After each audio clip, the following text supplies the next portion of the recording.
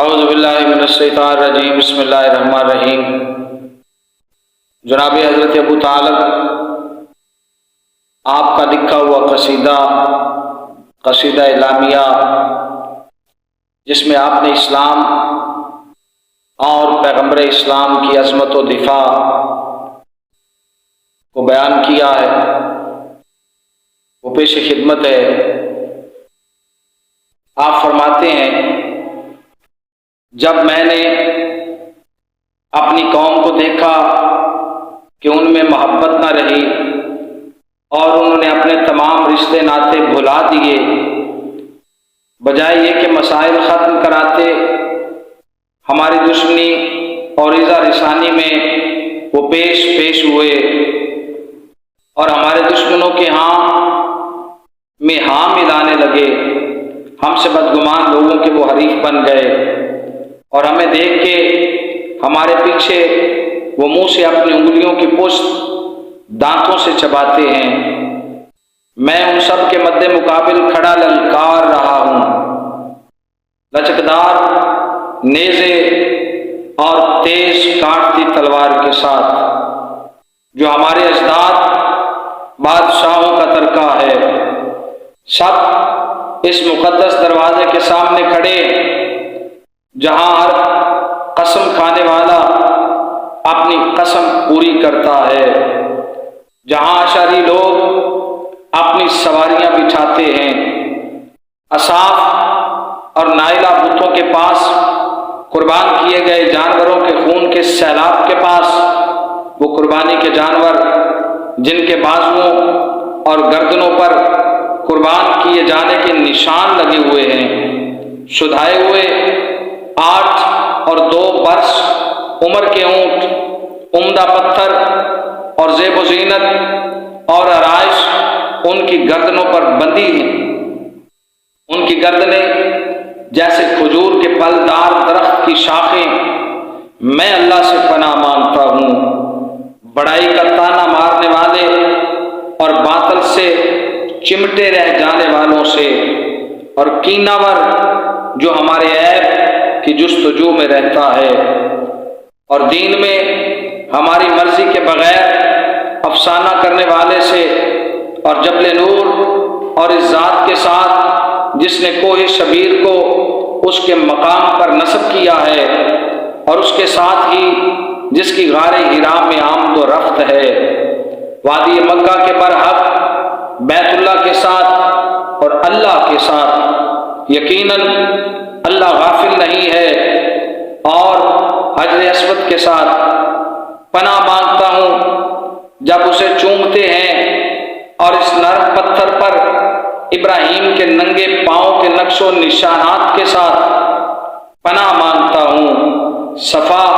اور مروہ کے درمیان صحیح کے چکروں کے ساتھ ان کے درمیان جو نشانیاں ہیں ان کی پناہ مانگتا ہوں، سوار اور پیادہ حاجیوں اور ہر نظر ماننے والوں کے ساتھ پناہ مانگتا ہوں، اور عرفہ کے ساتھ جب وہاں کے لوگ کوہ علال کا قصد کرتے ہیں، بالمقابل نالوں کے بہاؤ تک اور پہاڑوں پر وہاں پچھلے پیر کے قیام کے ساتھ پناہ مانگتا ہوں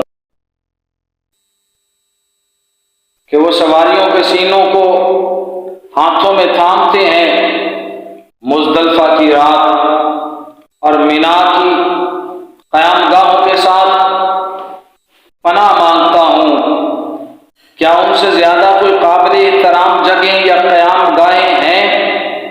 اور مزدلفہ کے ساتھ پناہ مانگتا ہوں جب سواریاں تیز رفتاری سے اسے عبور کرتی، جیسے وہ خوب برستی بارش کے باعث تیز دوڑ رہی ہوں، اور جمرہ کبریٰ سے پناہ مانگتا ہوں جب اس کے سر پر پتھر مارے جاتے ہیں، اور پناہ مانگتا ہوں کنیدہ کے ساتھ جب وہ وادی محسب میں شام سمیت ٹھہرے تھے اور ان کو بکر بن وائل کے حامی گزار رہے تھے، وہ دونوں جو آپس میں حلیف ہیں انہوں نے اپنے عہد و پیمان کو مستحکم کر لیا ہے اور اس پر مودت و محبت کے سب ذرائع جمع کر دیے ہیں۔ وہ پامال کر گئے وادی کی عمدہ گھاس سرخ اور سیرک کو اپنے شتر مرغ کی تیز رفتاری سے، پس کیا کسی پناہ مانگنے والے کے لیے اس کے بعد بھی کوئی جائے پناہ ہے؟ اور کیا کوئی خدا ترس پناہ دینے والے کو ملامت کرتا؟ ہمارے متعلق دشمنوں کے ارادے قبول کیے گئے ہیں، وہ خواہش پادے ہوئے ہیں کہ ہم پر ترک اور کابل کے راستے بھی بند کر دیے جائیں۔ کعبہ کی قسم تم غلط کہتے ہو کہ ہم مکہ چھوڑ کے کوچ کر جائیں گے۔ سنو، تمہارا یہ منصوبہ سراسر رنج و غم ہے۔ کعبہ کی قسم تم دروغ گو ہو کہ ہم سے محمد صلی اللہ علیہ وسلم چھین لیے جائیں گے۔ ابھی تو ہم نے ان کی حفاظت کے لیے نہ برچے چلائے نہ تیر مارے۔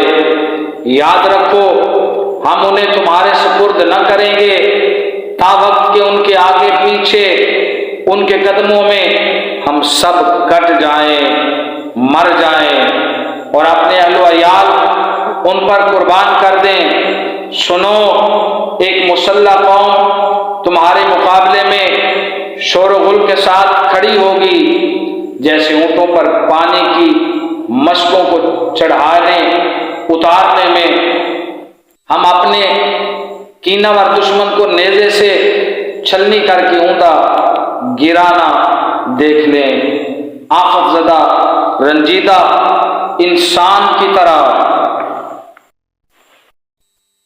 بخدا اگر تم نے فتنہ بڑھایا تو ہماری تلواریں تمہارے سرداروں کا کام تمام کر دیں گی، جو ایسے جوانوں کے ہاتھوں مریں گے جو ستاروں کی طرح شعلہ زن، رئیس، قابل اعتماد اور فرض منصبی پورا کرنے والے ہمارے بہادر جوان ہیں۔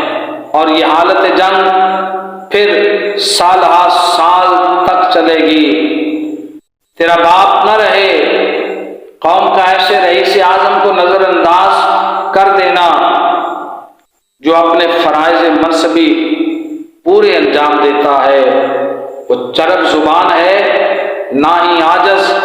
وہ محمد صلی اللہ علیہ وسلم سفید رنگت والا، جس کے رخ انور کی بدولت ابر رحمت طلب کیا جاتا ہے۔ وہ یتیموں کا فریاد رس اور بیواؤں کا سہارا، سرپرست ہے۔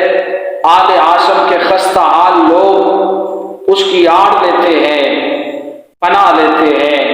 اس کے پاس رحمت ہے، نوازش ہے، فضل اور کرم ہے۔ بقا کی قسم، اسید اور اس کے بیٹے نے ہمارے ساتھ بغض و عداوت کا مظاہرہ کیا ہے اور کھانے والے کے سامنے کاٹ کر رکھ دیا ہے۔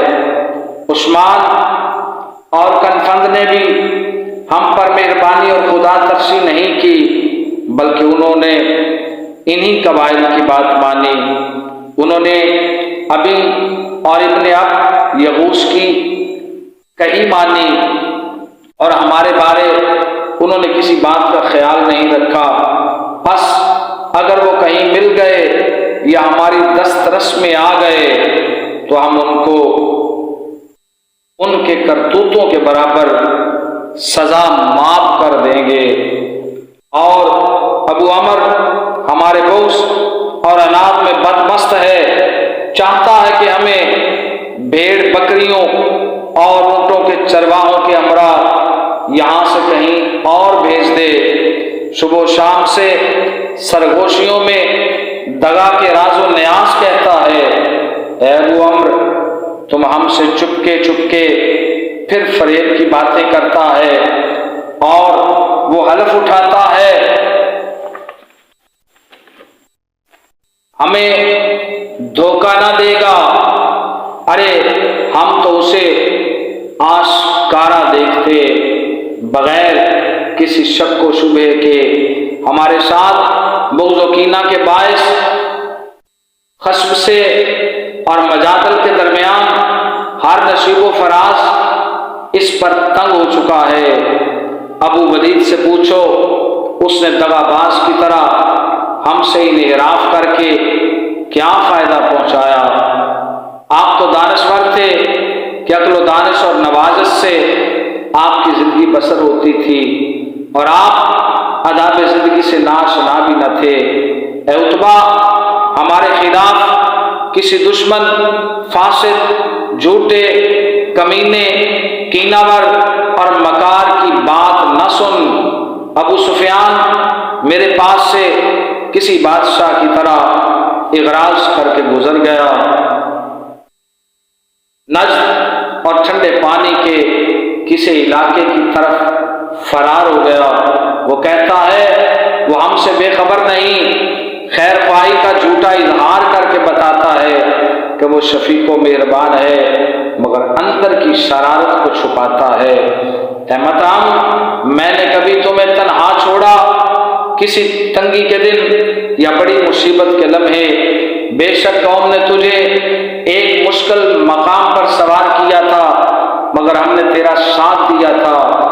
جانتے ہو جب کوئی معاملہ میرے سپرد کیا جائے تو میں کسی کی پناہ نہیں دیتا۔ اللہ تعالی ہماری طرف سے عبد شمس اور نوفل کو ان کی شرارت کی فوری سزا دے، پوری انصاف کے ترازو سے تول کر، جس میں ذرا برابر کمی نہ ہو۔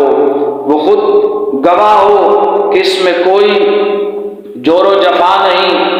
قوم کی مت ماری گئی ہے کہ اس نے ہماری بجائے بنی خلف اور فیاطل کو پسند کیا۔ پہلے ہر مشکل گھڑی میں ہم ہی ہاشم اور آل قصا کے خاص معزز لوگ تھے۔ اے عبد مناف، تم بہترین لوگ ہو، اپنے قصے میں ہر کمینے کو مداخلت نہ کرنے دو۔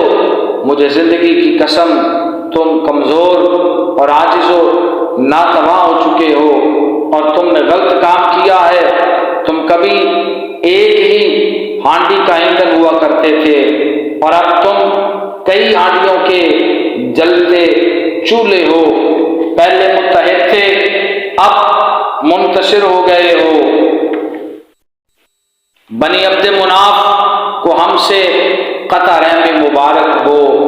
ہمیں رسوا کرنا، شام میں معصور کر دینا مبارک ہو۔ اگر ہم غیرت مند ہوئے تو تمہاری ان حرکتوں کا نوٹس لیں گے، اور تم دودھیل اونٹنی کو دوہو گے جو مباح نہیں۔ کبھی خاندان میں رشتے ناتے تھے، انہیں بھی ہر رئیس نے نظر انداز کر دیا۔ خاندان نفیل روئے زمین کے بدترین لوگوں سے ہے، اور بنی سعد کے ہر جوتا پوش اور برہنہ پاں سے کمینہ ہے۔ قصا کو بتا دے کہ ہمارا یہ مشن پھیلے گا، اور ان کو ہمارے بعد ذلت اور رسوائی کا مژدہ سنا دے۔ اگر قصا پہ کسی وقت برا وقت آئے، جب ہم ان کے بغیر اپنے محفوظ مقام پر چلے جائیں، اگرچہ وہ اپنے محلوں میں بے جگری سے لڑیں، تو ان کی شیر خوار بچوں والی خواتین کے ہم ہی غم گسار ہوں گے۔ بخدا ہر دوست اور بھانجے کو ہم اپنا خیر خواہ سمجھتے تھے، مگر ہم نے ان کی غیر حاضری کو بے سود پایا، سوائے کلاب کے خاندان کے جو رسوا کن ظلم و زیادتی سے بری ہے۔ زہیر بن ابی امیہ اچھا بھانجا ہے، جھوٹ کی تہمت سے پاک، فریب سے جدا، ننگی تلوار، بڑے سرداروں میں سے ایک سردار، بزرگوں کی اعلیٰ شرف سے منسوب۔ زندگی کی قسم، میں احمد صلی اللہ علیہ وسلم اور اس کے بھائیوں کے شوق محبت کا گرویدہ ہوں۔ زندگی کی قسم میں احمد صلی اللہ علیہ وسلم اور اس کے بھائیوں کے شوق محبت کا گرویدہ ہوں۔ ملاقات کی خواہش رکھنے والے کی عادت کی طرح سب لوگوں میں سے حضور صلی اللہ علیہ وسلم کی مثال کون ہے؟ جب حکام ایک دوسرے کی برتری ثابت کرتے لمحے موازنہ کریں تو اور کس کی امید کی جا سکتی ہے؟ بردبار، اعلیٰ مدبر، منصف مزاج، دانا اور بینا اللہ سے محبت رکھتا ہے، وہ اس سے غافل نہیں۔ اعلیٰ صحیح و قابس اور شریف ابن شریف محمد صلی اللہ علیہ وسلم کی عظمت بزرگی کی وراثت ثابت ہے بغیر نزاع کے۔ پروردگار عالم نے ان کی تائید اپنی مدد سے کی ہے اور اسی نے اپنا دین ظاہر کیا ہے جس کی حقانیت لازوال ہے۔ واللہ اگر مجھے آر و عیب کا اندیشہ نہ ہوتا جس کا مجلس میں ہمارے مشائخ کو تانا دیا جاتا ہے تو ہم اس وقت ان کی ہر حالت میں پیروی کرتے۔